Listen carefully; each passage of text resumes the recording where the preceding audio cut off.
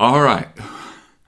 Today's going to be a great day because today we're going to be talking about rules for derivatives. And this is going to be able to take what we've done so far and make them in some sense a lot easier to apply because the ideas for derivatives aren't changing. What is happening for derivatives? Derivatives talk about rates of change. That's not going away. They still talk about rates of change. What is going to change is the process we take for finding derivatives. Because limits, while they're beautiful, can be hard. There's a lot of manipulation that goes on. So what we're going to do is we're going to find a set of rules that will allow us to take derivatives very simply. And in essence, the best way to think about this is we're putting on a new user interface. We're making it all shiny. So it's like point and click technology. So now, lo and behold, yes, we too can take derivatives very quickly and efficiently. Now we're going to go through a lot of rules today. There's a lot to get today. So make sure you get the rules down because we're going to use these over and over and over again. And the best way to do that, of course, is through practice. But for now, let's sort of get into what's going on. So again, our basic idea here is we're looking for a better way to take derivatives. And there's two key things that we need to do. Namely, we need to come up with some basic functions. So I like to think of this as we're putting together some building blocks. We're like saying, hey, this is how we're going to have our little pieces, something like x squared or maybe like e to the x. Those types of small basic things, we're going to figure out, okay, how do we handle those types of derivatives? Now, once we have our building blocks in place, the other thing we need to do is say, well, let's put them together. So things like, well, maybe we want to add things or multiply things or do all sorts of crazy things. So there's two things we have to do. What are our basic building blocks? How do we put the blocks together? And once we understand those two things, then we can start to take derivatives of a lot larger number of functions and do it quickly, efficiently, and hopefully without too much pain.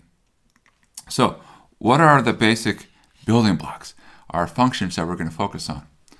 Well, we're going to focus on two of them. Now, I know there's three here, but the first one is pretty straightforward. That says the derivative of 1 is 0. Well, what does that mean? How do we know that's true? Well, that's not so hard to convince ourselves. So just take a grid and say, what does the function f of x equal 1 look like? Well, it looks like this. Now notice, what is it? It's a flat line. Well, it's supposed to be a flat line, but it's a flat line, right? And that means it's not going up or down. So if it's a flat line, the slope, which is measuring our rate of change, is 0. So that's how we know the derivative of 1 is 0. In fact, the derivative of any constant is 0. Because constant implies no change. And therefore, if there's no change, then we say 0 change. So the two functions that we're really going to focus on today, and we will add more because there are more functions other than these.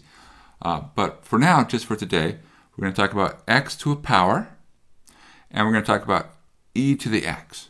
So these are our two very important functions. So we want to show that derivative of x to the power. How do you do that?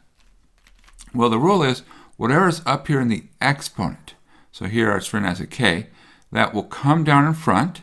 So that's with the k, and then the power goes down by 1. Now we've actually seen this. So for example, we've seen that the derivative of x squared is 2x. So that's pretty convincing. All right. And we've also seen that the derivative of x is 1. Whoops. And so these follow that rule. See, you can think of this 1 as 1 times x to the 0. And 2x is 2x to the 1. So these are following the rule. In fact, we've even done other things. We've done like the derivative of square root of x. If you've gone through and done the practice, and I'm sure you're doing that practice, right? Now, of course you are. You're a good student. All right, so the derivative of square root of x, if you write that, well, you oftentimes write it as 1 over 2 root x, but really you should say, what is that? Well, that's really 1/2 x to the minus a half. And notice the derivative of square root of x is really the same, the derivative of x to the 1/2 power. So everything so far has fit into this pattern. So we're going to talk about how do we show that pattern. We're going to focus on one special case for now, but the pattern holds in general. And then, okay, it's the derivative of e to the x, the exponential function. All right, so let's start with our first x to a power. Now we're going to do, when we talk about x to a power, we're going to do x to a whole number. So like x to the power 5 or x to the power 7, so forth and so on. So how are we going to do it? We need a little tiny bit of algebra. So we're going to start with some very simple facts. So things, for example, the difference of squares. Z squared minus x squared. Well, that's one we do all the time. Z minus x, z plus x. Easy, easy. Now, a little bit more challenging, and you may or may not remember this, is z cubed minus x cubed. Well, that's z minus x times z squared plus zx plus x squared. Okay? Now, that's called the difference of cubes, and your algebra teacher probably covered it. And so now, what happens after that? Well, in general, there's this beautiful pattern which says if I want z to the power n minus x to the power n, and again, n is a whole number, that's equal to z minus x, so we're taking the difference of z and x, times this expression. Now, what's happening? You have z to the n minus 1 is the first term, then you have z to the n minus 2 times x is your next term, and so forth and so on. Here's how you should be thinking about this. This z to the n minus 1 is actually z to the n minus 1 x to the 0. In this next term, z to the n minus 2 x to the 1. The next term, what would it be? Can you see the pattern? It's going to be z to the n minus 3 x to the 2. So what's happening here, and the last term, z to the n x to the n minus 1. So initially, the power for z is at n minus 1, and the power for x is 0. And you're just, right? At every stage, the power for z goes down, and the power for x goes up. All right? And it works its way across. Now, how can we convince ourselves that this is a true statement? Well, what we can do is FOIL. But of course, this isn't foiling in the normal sense because there's not 2 terms times 2 terms. It's foiling in a much bigger sense. It's, the first terms and the sort of first and kind of second-ish term. And, if there were an acronym, it would be for blah, blah, blah, blah, blah. But really, what is the idea of foiling? If we understand that, then we can check this pretty quickly. The idea of foiling is I'm going to pick one term from the first and one term from the second and combine them. Then I'm going to do it in all possible ways. So, for instance, if we take z times z to the n minus 1, okay, that's z to the n. Good, I believe it. Now if I take z times z to the n minus 2 times x, all right, well that would be z to the n minus 1, because there's another z added, times x. Aha, but wait a second. Now, when I come along, there's also going to be a minus x times z to the n minus 1. So there'll be a minus z to the n minus 1 times x coming from those 2 terms. Then the next term, would be if I multiplied those 2 pieces together. So it would be z to the power what? It would be z to the power n minus 2, right? Because there's a z times z to the n minus 3, and then times x squared. Now, if I multiply here, minus x times there, I'm going to get a minus z to the n minus 2x squared. And this process continues until at the very end, the very last thing that happens is that this minus x multiplies by the x to the n minus 1, you get minus x to the n, but there's nothing upstairs. And you see that these middle terms are going to cancel out. The only thing that doesn't cancel is the z to the n and the minus x to the n. So this is kind of an idea, some people like to call it telescoping, where there's this beautiful long expression, but cancellation, and you end up with only 2 terms. All right, so that's the check. That's the check. All right, so now that we have a nice fact about how we can multiply or rather I should say how we can factor something that looks like z to the power n minus x to the power n, what can we do now? Well, let's find our rule. So what we want to do is we really want to find our rule. So we're going to start with saying, look, here's what I want to find the derivative of. This is my goal, because that's what we said. The derivative of x to the n is you bring this down. I had to use the k before, but n works just as well. You bring it down, and then you subtract 1 from the power. So what do we get? Well, there's a limit definition of derivative. Remember, there's 2 of them. One involves h, one doesn't. F of z minus f of x over z minus x. So what's our function? Now, our function is what we're plugging into the derivative. So this part right here, even though I didn't explicitly state it, whatever you plug in, that's your f of x. Therefore, our f of z is z to the n, and then minus x to the n. Now, we say, aha, hey, wait a second, I know what z to the n minus x to the n is. It has a z minus x in it if you factor it. So that says there's a z minus x upstairs, there's a z minus x downstairs. Woohoo! We can cancel the zeros! And we do exactly that. And what's left over? Well, what's left over is this piece right here. So we have z to the power n minus 1, z to the power n minus 2x, and so forth and so on. Now, here's the good thing. What's happening to z? Z is going to go to x.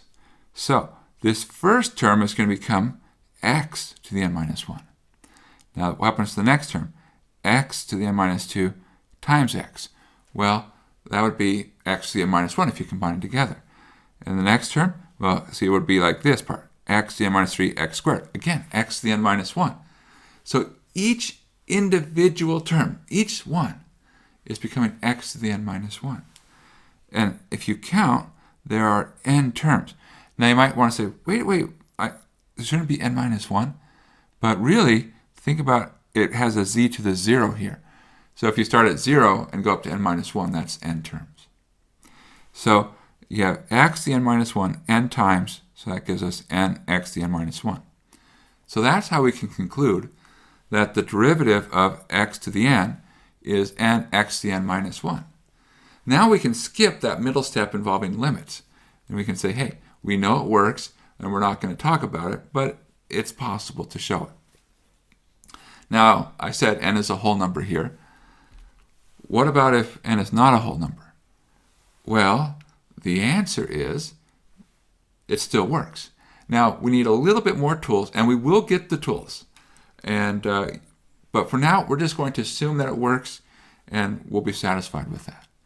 Okay, so, now this is great. So we can do all sorts of crazy derivatives. So, for example, if I said the derivative of x to the 100, well, now I don't have to work. It's just automatic, right? The 100 comes down. 100. X to the subtract 1. 99. All right. Well, or how about the derivative of x to the 2/3? Like there's a fraction. Okay, that's fine. 2/3. X to the minus 1/3, right? Because you take 2/3, subtract 1, you get negative 1/3. How about the derivative of x to the minus 2? Does that process still work? Yeah. Any number, positive, negative, no problem. So we have what? The negative 2 comes down. X, subtract 1. All right, be careful. What happens when you subtract 1 from negative 2? It's not negative 1. What is it? It's negative 3. Right. Good. You're getting it. You're getting it. Okay. All right. And a quick one. All right. What if you have something like derivative of x to the e? Well, we're going to talk about what e is. Right now, just assume e is a constant, because it is. Do you know what it is? You follow the rule. You bring the e down, so that's e, x to the power e minus 1, because you subtract 1. And that's it. So in some sense, the derivative of x to the power, we love those derivatives because they're so nice, they're clean, they're crisp. Mwah! Beautissimo. Beautiful. Beautiful. Okay. All right. So x to the power Done. Now, we have another one we have to talk about. E to the power x, which means we need to talk about e. Now you can see it's written down here. 2.718281828. By the way, the 1828 pattern doesn't continue. It's all sorts of crazy mixed up numbers. E is kind of a special number. You can think of it as it transcends what you might normally think of. Okay, a little bit of math humor in there. All right, so how do you remember E? Well, the E is the exponential base, so it's often tied to the exponential function. So there's a nice little chant that goes, come on, exponentiate, 2.71828, yeah! Right? Yeah, it works. Now it's kind of stuck in your head. Well, don't worry, we've got one for pi coming up in a couple of sessions. That one will really get stuck in your head. All right, so where does E come from? What's the motivation for E? And one of the sort of more interesting motivations, at least it's a motivation that a lot of people care about, is with interest. So imagine you had like an amazingly friendly bank, like a really, really friendly bank, so that when you put in $1, they're like, we have 100% interest rate. And you're like, wow, that's a great bank. Now, the question is, after a year, how much would you get back? Now, you might say 100%, that means I double in a year, so I should get back 2, right? Well, the question is, how often do you get the interest? So you could imagine that you're just given interest once a year. So what you could say is if you're given interest once a year, you would have the initial amount plus you get 100%. So the 1 here represents 100%. This is your initial amount over one time, and you get it once. So these two match because it's how often we're going to get the interest. And that means at the end of the year you get 2. They might say, okay, well, what if I do it twice a year? So what'll happen? Well, that means you get like 50% twice. So the way we would do that is you take 1 plus a half. So essentially what happens here is when you're doing 50%, you get 1.5 times what's in there. So that's what this is, 1.5. 1 is the amount that you currently have. Half is what you gain. And you're going to do it twice. Now, what do you get when you add 1 plus a half? That's 3 halves. You square it. This is 9/4. And if you square not square 9/4, but if you write that in decimal, that's 2.25. And now you're like, ooh, wait a second here. What happened? Well, what happened is when you split it up into 2 parts, so you have your 2 parts, then the interest that you earn in the first part gets built on in the second part. So if you're getting interest on interest, that's good. You like it when you get more money because you're getting money on money that you've already earned. So now you're like, ooh, wow, wait a second.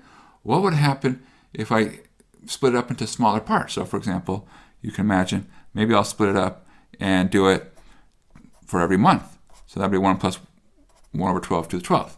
So, or you could say, well, let's do it every day. 1 plus 1 over 365 to the 365. Or you could say, let's do it every second. Or let's just do it continuously all the time. So what's happening is that's where E is showing up. So if you think about it, so it's 1 plus 1 over however many times you do it, raised to the number of times you do it. And that says, if you take that limit, so instead of doing it twice a year, or 12 times in a year, or 365 times, keep going it, you get to what's called continuously compounding interest. You get this number, 2.71828. And so that's why it shows up in really a lot of interesting applications. So it's a good number to know. And it's a very nice function, by the way, the exponential function. All right, now what's our goal? Our goal is to get a good understanding of the exponential function, and in particular, what the derivative of the exponential function looks like. So we're going to start with our basic fact. We said, well, hey, I understand where E came from. It was this notion of this sort of compounding interest. So I can see that if n is large, that 1 plus 1 over n to the n is close to E. So for example, 365 is relatively large. There are, of course, much bigger numbers, but, we start somewhere. So 1 plus 1 over n to the n is about E. Now, we're going to do a little change of names. So we're going to say that h is 1 over n. So 1 plus 1 over n, I'm going to write as 1 plus h, and n is 1 over h.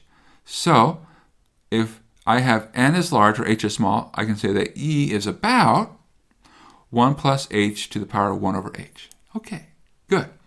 Now we're getting somewhere. Now, how do we use this? Well, let's take both sides and raise it to the h power. That says e to the power h is about, again, it's an approximation, 1 plus h. We'll do a little bit of algebra. Subtract 1, divide by h. We can say, hey, when h is a small quantity, e to the power h minus 1 over h is close to 1. Now, remember, this is for a very small h, and this is an approximation. Now, how do we get this approximation to get better? Well, as with almost every approximation we do, it gets better as we get closer.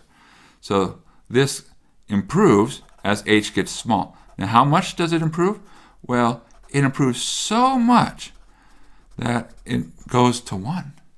So e to the h minus 1 over h in the limit as h goes to 0 is 1.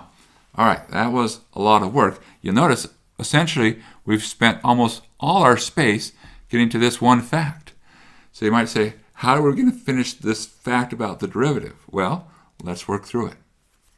So what happens to the derivative of e to the x? Well, now e to the x, this is our function, f of x. And it's the limit as h goes to 0 of f of x plus h minus f of x all over h. Okay, well, our function is f of x, so if we plug x plus h in, we get e to the power x plus h, so it's up in the exponent. And then we subtract e to the x all over h. Now, when I have addition upstairs in the numerator, so you have your base, I shouldn't say the denominator, I should say up in the exponent. So when you have addition up here in your exponent, what do?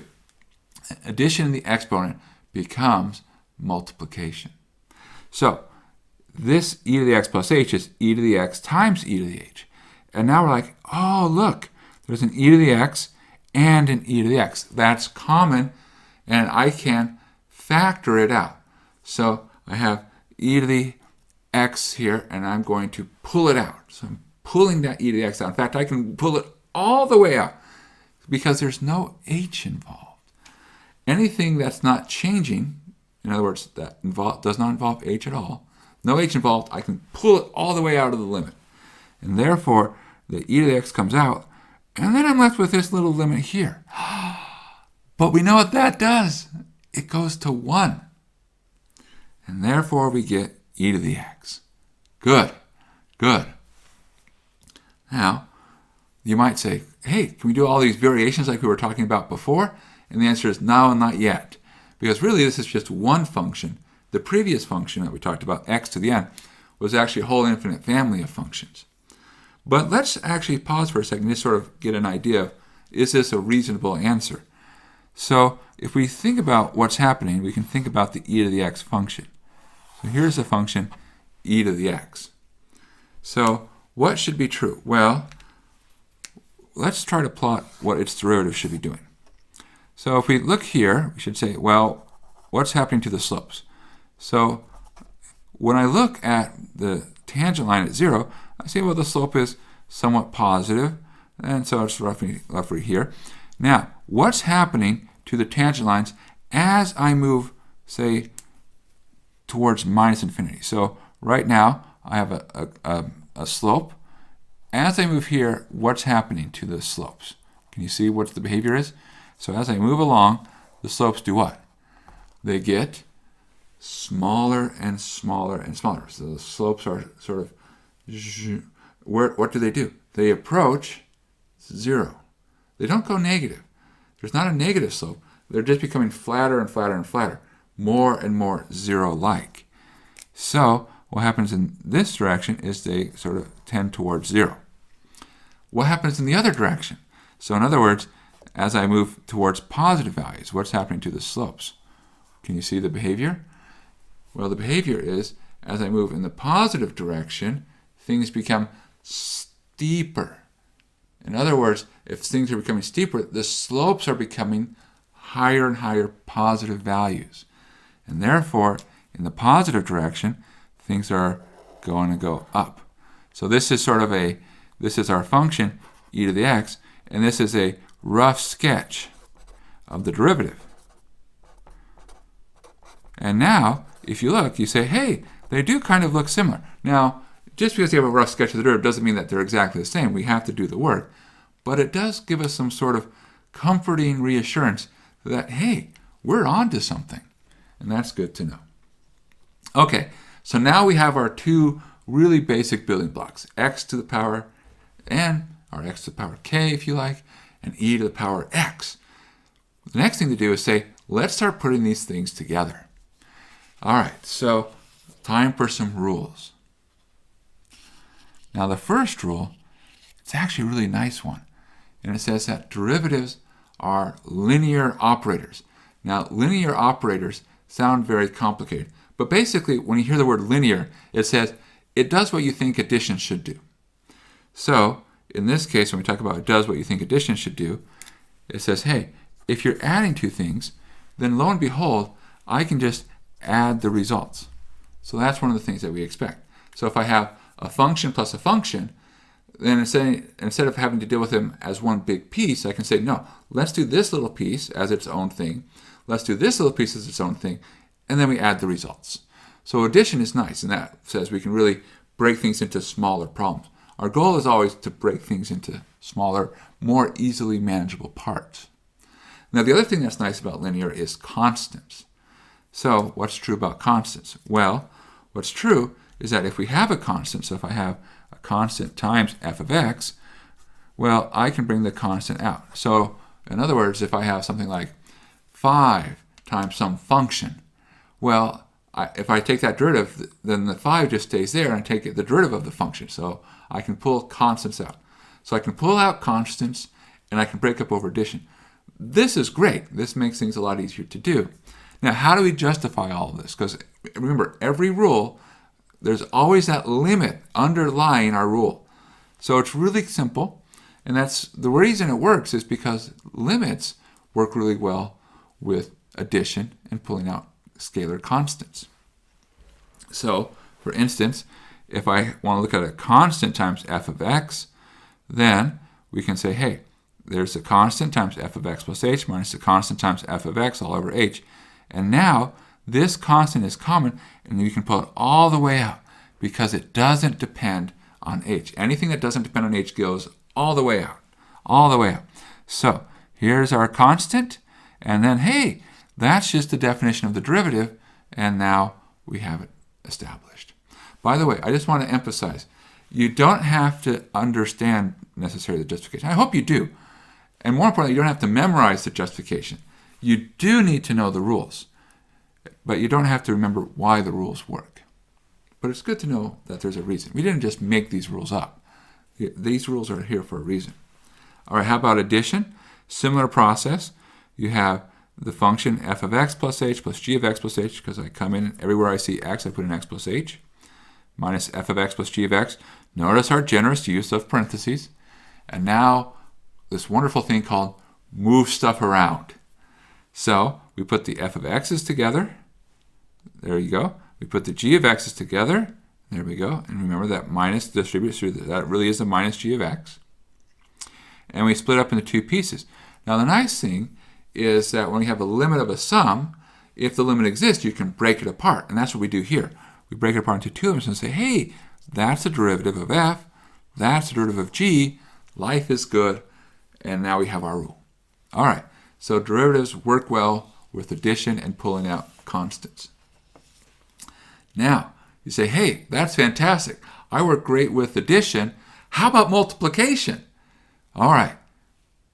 Here's where things get a little bit, the product rule. So the product rule is saying, what happens with multiplication? Let's talk about what the product rule doesn't say. The product rule does not say the following. And boy, a lot of people wish it did. It doesn't say that the derivative of f of x times g of x is not the derivative of f of x times the derivative of g of x. So in other words, I can't just multiply the two derivatives together. It doesn't respect multiplication that way. So it's a little bit more complicated. So what does work? All right, well, here's the rule. If I have the derivative of f times g, it says take the derivative of f, but leave g alone, and then add to that f times the derivative of g. Now, sometimes the way you'll see this written down is you might say that the derivative of two functions u, v is equal to u prime v plus u v prime. Sometimes people write derivatives as with primes, or you might see this as f prime times g plus f times g prime. However you like to remember the rules, as long as you remember how it works, you're perfectly fine. We can check some simple cases. So let's think about x squared. So suppose we didn't know the derivative of x squared, but we knew the derivative of x. Well, I can think of the derivative of x squared as x times x. So what would happen? See, if I come up here, derivative of x is 1, derivative of x is 1, 1 times 1 is 1, but the derivative of x squared, okay, we do know it is 2x. See, this is how we know this rule doesn't work. But if we come along to here, the derivative of x is 1 times x would give us x plus x times the derivative of x, which is 1. So that would give us another x. X plus x is 2x. So again, 1 times x plus x times 1, which is 2x. So it's a nice check. Okay, so how does this one work? Now, here's how we do it. We're going to take the derivative of f of x times g of x. That's the limit as h goes to 0, of f of x plus h, g of x plus h, minus f of x, g of x, all over h. Okay, so time for a side discussion here. This is not so clear how to approach simplifying this. And what we're about to do is going to feel like, how would I come up with this thing in the first place? So I want to talk about why we might think of the following idea. So what's going on here is I really have two things going on. I have f of x plus h, g of x plus h, and I have f of x, g of x. So there's two things changing, namely the f is changing and the g is changing simultaneously. That's sort of outside what we're comfortable with. We really want to get one change at a time. In other words, we don't want to have both changing simultaneously. What we want to do is find a way to say, well, let me just change this little piece, and then let me change that little piece. So the question is, how can I break it up so that instead of changing two things at the same time, I can say, let me change this piece first, and then let me change that piece second. So that's our goal. How do we do that? So the answer is we say, well, let's find an intermediate step. So instead of trying to change both things at the same time, let me just change one thing. So how can we do it? Well, we say, well, let's suppose we just change the f part first. So I'm going to do f of x plus h, g of x plus h, and then f of x, g of x plus h. And notice here, only the f changed, but this g of x plus h didn't. Now, I've added in this new term because this minus f of x, g of x plus h was not there before. So, since I put in a new term, I'm going to compensate by putting in something which cancels it. So notice that these two terms are exactly the same, but they cancel out. Now, compare the last parts. Again, the f of x's match, and now the g of x plus h's change. So I was able to go from two changes that happen at once to sort of saying, well, let me sort of step it down. So one change happening here and one change happening there, that's more comfortable. That's something we can handle. Now what happens next is a little bit of simplifying. We say, all right, since now we have these two pieces are common, they're not really doing anything in the first half, we're going to pull those out. So we have f of x plus h minus f of x, then there's a g of x plus h, and I'm going to put that over h. From the second half, I'm going to pull out the f of x, then there's g of x plus h minus g of x all over h. Now, we look at each individual piece and say, do I know what that piece is doing? And the answer is yes. This first part, that's our derivative of f, so that's like our f prime. The second part, as h goes to 0, see this inside part is going to go to x, so that's going to go to g of x. Then the f of x, well, that one's really easy. F of x is going to be like f of x. Okay, whoo, we got that one. Okay, this last part looks like the derivative of g because it's the derivative of g. That's what kind of gave it away. So we have f prime times g plus f times g prime. Exactly what we needed. And that's our product rule. This, by the way, is really one of our most important rules. It's not the most important rule. The most important rule is going to wait a couple sessions. And I know you're like, shouldn't we do the most important rule at the start? Maybe, but when you see it, it's like, you're like, wow, this rule is the best rule. So one rule to rule them all, so to speak. All right, a little bit more to do. Okay, so next let's talk about something which we call the reciprocal rule. And so what's the reciprocal? It means 1 over something. So now I'm dividing. So I can say, all right, 1 over g of x is negative g prime of x over g of x squared. Let's do a quick check. All right, so suppose I want to take the derivative of x to the negative, I don't know, let's do 5. Now, if we think of our rule that we talked about before, we said, hey, what do? You bring the negative 5 down, right?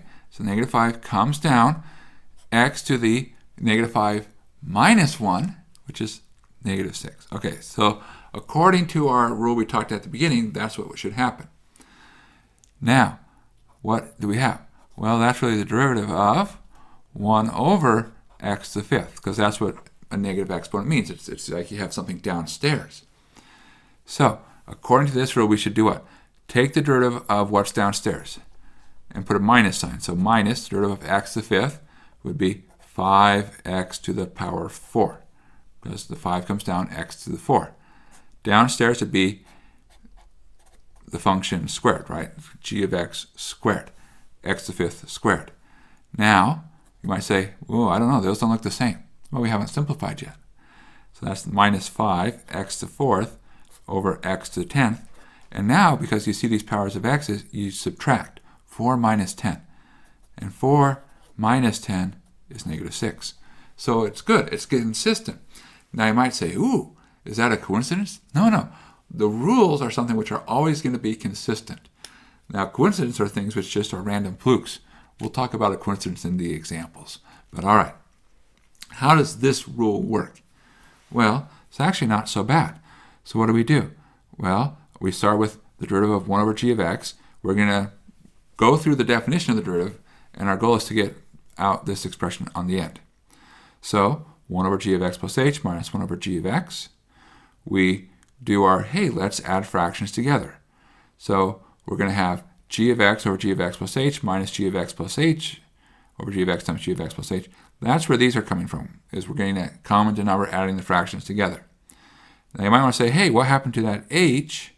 It came up as a 1 over h. So if you were to cover this little h up here, that part right there is what happens when you add upstairs in your numerator, and then this takes care of the h from downstairs. Now, we're like, hey, this looks a lot like the derivative of g, except, whoops, we got them switched. Well, it's easy to unswitch by using a negative. So that's where the negative is coming from. Then we can put them back in the right order, then the over h, and then there's this other stuff. So let's see, what do we have? We have the negative, good. This is our derivative, check. And then this is the function downstairs being squared, g of x squared. And that's the reciprocal rule. All right, well, let's talk another rule. One more rule. This will be our last rule for today, and it's called the quotient rule. Now, how does this work? Well, it's when you have a function over a function. Okay? So, what do? Well, the hardest part is kind of remembering the rule. But what you do is you have f prime times g minus f times g prime. So remember, this is just another way to say the derivative. All over g squared. So if you were to change this minus to a plus, what would happen? What would happen is you'd really have the product rule going on upstairs. So it's kind of like the product rule, but there's a minus, which means that you got to pay attention because it makes a difference. which one gets the minus can change what the value is. So how do you remember it? Well, lots of people remember it in various ways. Some people have this sort of saying low d high minus high d low. So d high means take the derivative of the top. So the bottom times the derivative of the top minus the top times the derivative of the bottom. Low d high minus high d low. If that helps you remember it, that's okay. If it doesn't help you remember it, that's okay too.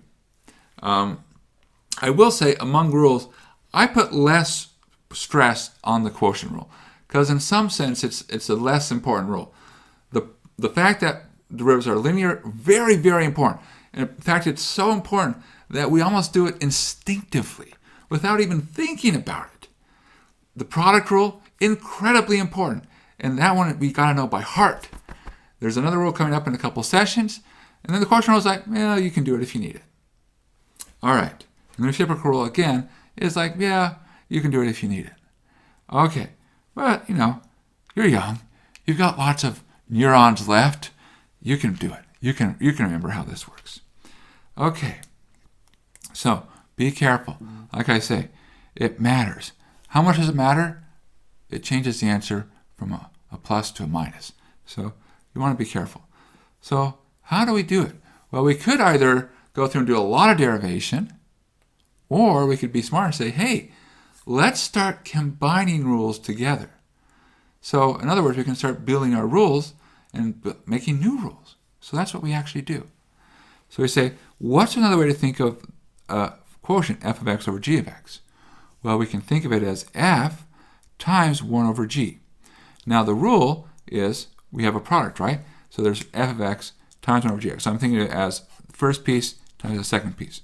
So product rule says take the derivative of the first times the second plus the first times the derivative of the second. The derivative of the second, we use the reciprocal rule we just talked about. So that's where this negative g prime of x over g of x squared comes from. That's the derivative of 1 over g of x. And we say, wow, they're pretty close. The only difference is this has a g of x in the denominator. This has g of x squared. Well, what do? Well, we put them together, right? So, lo and behold, I multiply this by g of x, which would give me f prime times g, minus f times g prime. Aha! All over g of x squared. And we're done. And we're done. Wow. So that's the quotient rule. Pretty good rule. So those are our rules, all right? Let's recap what the rules are. You have the fact that x to the power k is kx to the k minus 1. Derivative of e to the x is e to the x. Then you have the fact that derivatives are linear. You have the product rule, and the reciprocal rule, and the quotient rule. Okay, so I guess that's 6, right? 6 rules.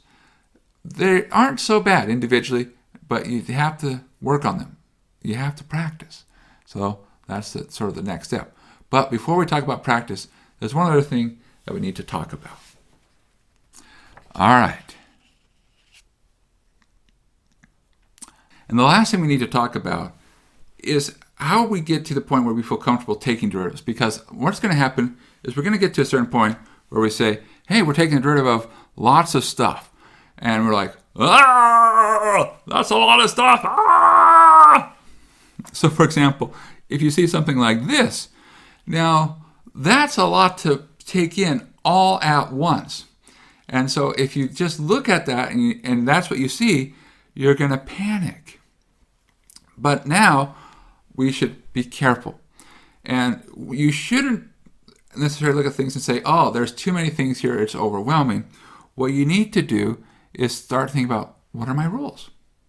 What is the right rule to use, and how do I go about it? And oftentimes what you'll see is there's lots and lots of rules in play, and they all have to fit together. And so there's a word that you sometimes hear in computer science, which is you need to parse it. So you need to sort of take the expression and break it down. And at every step, there's always a rule that comes out. And if you know what's the current rule and what do I need to do, then you just patiently work through it. In some sense, taking derivatives is almost an algorithmic process. in that there's this finite collection of rules, and what we need to do is we just have to say, okay, let's work with the current rule, let's apply it, and then we keep going, and we work our way through it. So what I like to do is I like to sort of look at a problem and just sort of mentally say, what's my current rule? And I like to box it. So here's my expression, and it looks complicated. I've rewritten it over here, but made it a little bit bigger, and I've put boxes in. So let's go through the layers of this problem. So the first thing that I see on this is I see the outermost layer. This is a quotient, because I can see that, lo and behold, it's a function over a function. So I start by saying my first rule I have to apply is the quotient rule. So I'm going to take things like the bottom times the root of the top minus the top times the root of the bottom, and over the bottom squared. So that's my overarching rule. So I say, okay, well, I take the bottom times the root of the top. All right, now I look at the top, and I ask myself the question, what's my next layer? What's my next rule at the next layer? Well, notice, what do you see? It's a plus sign. So the next layer says, hey, this is a sum of two things. So I'm going to use what's called the sum rule, which is really saying that, oh, this is saying take the derivative of each piece individually. All right, so I now know I take the derivative of each piece individually. I'm pushing down into my next layer of rules. So now I say, all right, what's my next case? I come to square root of x. And I say, okay, do I have a rule for that? And the answer is yes. That's a power, right? Power, x to a power, x to the power 1/2. So I can take that derivative. And I say, okay, how about x squared? That's similar. That's x to some power. I can take that derivative. So yes, now I have a way to take the derivative of the top. All right, now at some point I'm going to have to take the derivative of the bottom. So I say, well, what do I need to take the derivative of the bottom? Well, I again see, all right, the first thing is that there's a plus. So I'm going to use the sum rule. So there's a sum rule coming into play. All right, and I come to the first term here. Now, what do I see on the first term? Well, on the very first term, I see that there's a constant. And I say, well, to handle the constant, I'm going to pull the constant out. So there's this, that's the fact that, derivatives are linear, so I can pull constants out. So lo and behold, I'll do that. And then I say, okay, but then I also have the derivative of x to a power. So I have to use that rule as well. And then I come to the second term. And I say, all right, well, what's happening with the second term? Well, on the second term, what do I see? I see x times e to the x. That is a product. Okay, so now I have to apply the product rule. All right, well, I know how to apply the product rule. Derivative of the first times the second plus the first times the root of the second. All right, how do I handle the first? Well, that's the derivative of x to a power. All right, I have a rule for that. All right, how do I handle the second? Well, the answer is it's e to the x. So I have a rule for that. And there you go. So there's rules for every single step of the way. In fact, this combines all the rules that we've talked about today. You have to just think about what's the current rule that's being used and carry it out. This is going to be completely mechanical, algorithmic, and it comes with practice. The more you practice, the more second nature the rules become. And we really want these rules to become second nature to you, because our goal is not to just sit down and take derivatives of more and more complicated functions. Our goal is really to say, hey, the derivatives are a tool to use. And so we want to say, look, this is a tool to help us solve problems. The end of calculus is not saying, here are the derivative rules. It's sort of the beginning. We're going to go through and do so much more with derivatives. But we got to learn these rules, and we got to get comfortable with using them, which means, above all, this is really a time to really get that practice in. Make sure you know how to take these derivatives. All right, so let's go get some practice.